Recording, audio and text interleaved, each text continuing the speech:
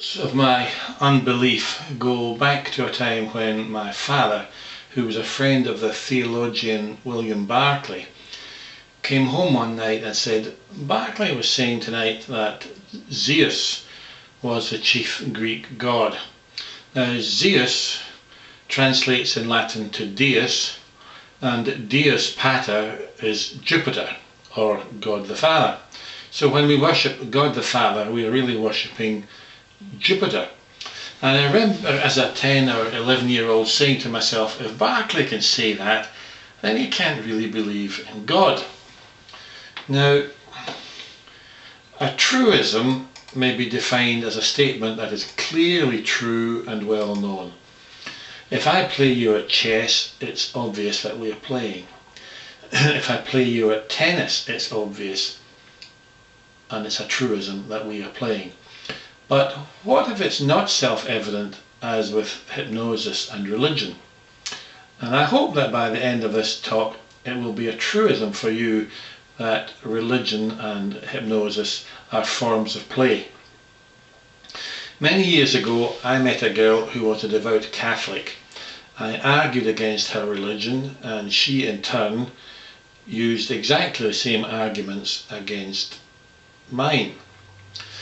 Now, fancying myself as a scientist, I figured that since she was wrong, and since she was using exactly the same form and logic as I was, then I must be wrong too. She reasoned, I think, that since I was wrong, then she must be right. And it was during one of these conversations that I realized that there was no God. And I underwent a conversion experience a few days later when I woke up one morning feeling different. And I asked myself, what was different? And the answer came to me like an epiphany: there is no God. There was an immense sense of relief and comfort and even joy at this realization. So I asked the question, what's going on here with religion? Now, about the same time, I read about an Irish divine who said something to the effect that you can kill us, we're used to that. You can persecute us, we're used to that. The one thing we cannot stand is that you should try to explain us. And ever since that day, having failed with pure argument, I have sought to explain religion. Now, soon afterwards I read a book by Leslie Weatherhead titled Psychology, Religion and Healing. And in the chapter on hypnosis, he denied that there was any connection between hypnosis and religion. Figuring that when a man of religion says that something is false, then it must be true, I came across another volume, Religious Aspects of Hypnosis by William Bryan, which acknowledged the fact that I was fortunate that as a medical practitioner I qualified to join the Australian Society of Hypnosis. And I mention this, I mention hypnosis only to, well, I'll talk about it as little as possible. It's simply that it provides the perfect entree into an understanding of play and religion. You'll read books on religion which barely give a mention of play, other than to allude to the fact that one of the theories of God is that he's just an imaginary friend. And you can read books on play, and even these are unhelpful as regards its understanding. It's similar that when you compare the phenomena of hypnosis, by which hypnosis is usually described, it becomes obvious that the same phenomena are found in play and religious experience. Now, a word about experience is in order. Everyone has experiences, and to each of us these are real. If I am kicked in the shins, this is a real experience, and I have the pain and the bruises to prove it. If I go to the cinema and watch a film, I have another experience which is illusory. That is, it's in play, it's in theatre. Now, to some people that's another experience, and therefore an experience is an experience, therefore it's a real experience. But a real experience can't be illusory at the same time, otherwise words cease to have meaning. And it's a failure to distinguish between these two that results in much futile study. The research and statistics that you do when you don't know what you're doing. And it's failure to distinguish between the two that also results in the hypnosis is real and the God is real fallacies. Perhaps we should talk about play experiences or ludic consciousness, as suggested by the theologian Harvey Cox in his book The Seduction of the Spirit. My researches into hypnosis indicated that, firstly, role playing was involved, and secondly, that it was culturally determined. Now, I want you to watch that word culture because it becomes increasingly relevant. Now, role playing means that a patient becomes hypnotized in the same way a child becomes Superman or Spider-Man or Batman.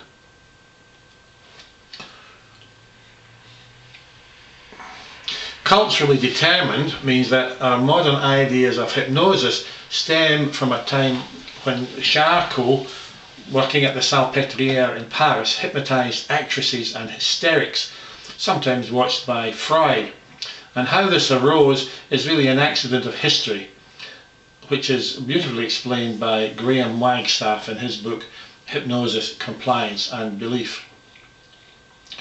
The next book that influenced me was by the cultural historian Johann Huizinga. Homo Ludens was subtitled A Study of the Play Elements of Culture in the original German, but in its English translation it was called A Study of the Play Elements in Culture. Now, Huizinga objected to the change in the title because he meant to imply that culture was composed in major part of play, not a minor part which he thought had been suggested by the change in the title. If you think about it, if you open a newspaper, what do you find? Sport and competition, law, theatre, celebrities, war and war games, film, TV and stories, all containing play elements. Huizinga pointed out that the words delusion, illusion, elusive and ludicrous derive from the Latin verb ludere, meaning to play. So one is deluded if one thinks that that which is in play is real, and it can be very difficult to separate the two. Many years ago, during an episode of the Australian soap opera Number 96, a flat became vacant and a dozen people wrote to Channel 9 asking if they could have the vacant flat. Similarly, during an episode of Coronation Street, a woman, Deirdre Rashid, was wrongfully jailed by a magistrate. Hundreds of people wrote to the Home Office to protest, and the Prime Minister, Tony Blair, jokingly stated in the House that he would have the Home Secretary look into the matter. In both cases, people had mistaken that which was in play for reality. The film Sister Betty is a film about a film where a girl is similarly deluded.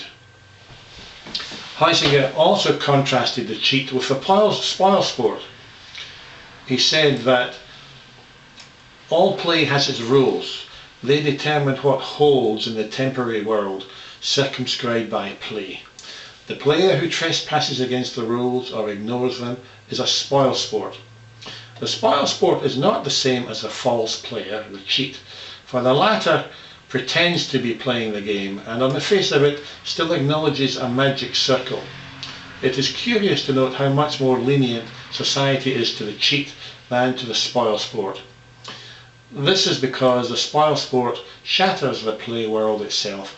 By withdrawing from the game, he reveals the relativity and fragility of the play world, in which he has temporarily shut himself with others. He robs play of its illusion, a pregnant word which means literally in play. Therefore he must be cast out, for he threatens the existence of the play community. Now, I fear that Professor Richard Dawkins, with his most recent book, falls into this category. The God delusion means literally the God from play. It is time now to reconsider the phenomena of hypnosis. Those with a formal training in hypnosis will recognise music, laughter, confabulation, the use of dolls, metaphor, cueing, age regression, age progression, the favourite room, legitimacy and authority, and more as phenomena of hypnosis. The hypnotherapist, confronted by a patient with unresolved grief from the death of her father, may choose to take the patient in her imagination in the present tense down a long corridor which has many doors leading off it. Each door represents the passage of time backwards. Behind one door is a room where sits the deceased. The patient can spend time talking to her father in her imagination and saying goodbye to him in an attempt to resolve her grief. This technique is known as time regression. Going back further in time, it is possible to talk to Jesus, who may or may not have existed, as though he were alive. Thus, the living Jesus can be seen as an example of time regression. Things need not be as complicated as this, however. Simply talk to the deceased in the present tense as though he were alive, in the same way as a child talks to an imaginary friend. This is prayer. Now, the therapist, faced with a patient who has phobias or obsessions, may choose to take the patient down that corridor where each door represents some time in the future. The patient can experience an uncomfortable situation and deal with it as if it were real in an attempt at cure. This is known as time progression. And the reader, or rather the audience, you will readily understand that it corresponds to prophecy and revelation in the religious sphere. You may also understand what Augustine of Hippo was talking about when he said, "There be three times, a present of things present, a present of things past, and a present of things future." A therapist may take his patient through a door, down some stairs, deeper and deeper into a room, and the patient is encouraged to spend some time there lingering and imagine the most beautiful room he can, beautiful fittings, the beautiful furniture, the paintings, the view, and you will readily see that this can be heaven. There is no God, and I know this because I met him. I have recently taken to inviting my audiences to meet him. Contrary to popular opinion, he is not an old man with a beard, but he's a 5-year-old boy named Travis, whom I first met 15 years ago when he was the imaginary friend of a little boy I once knew. Now, it's important to emphasize to your audience that you are playing, lest they think that you are deluded. Now, what you do is you bring out Travis and you sit him on an empty chair. You introduce him to the audience and you try to start a conversation with him. Now, the first thing you notice about Travis is that he can't talk. So somebody else has to answer for him. So you ask another person in your audience if Travis would like a biscuit. And the other person who does the interpreting says, "Oh yes, he would like a biscuit, and he's particularly partial to these wafery things and even to a glass of wine." You get the idea. You keep this up and you're sure to dissolve in laughter, another play phenomenon found in some religious services.